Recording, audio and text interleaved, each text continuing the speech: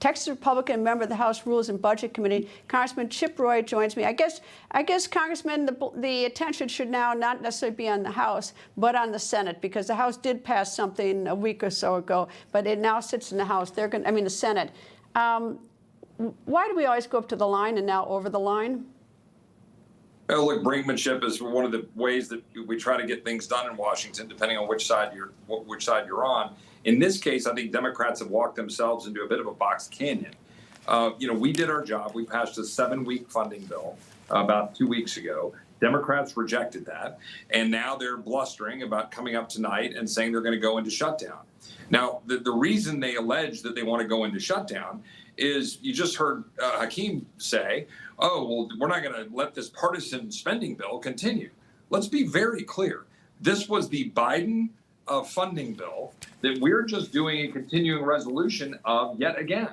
Now, the reason that I, as a conservative, am okay with that is because Democrats have been blocking our appropriations bills, good ones that we want to pass. So for me, holding spending at current levels, even if they were Biden's levels, when I've got Donald Trump and Russ Vought deciding how it's all being administered, I'm pretty comfortable doing that because it's a win.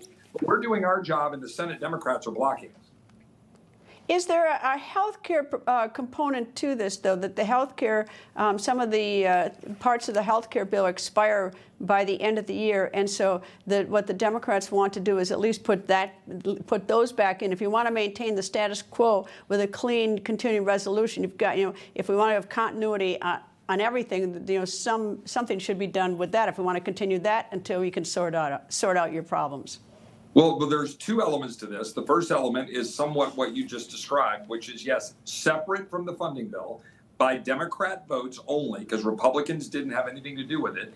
They set up an extension of COVID-era subsidies. So COVID-era subsidies that were going to expire at the end of this year. Yes. But those subsidies are going to be $40 billion going into the pockets of insurance companies every year, even after COVID.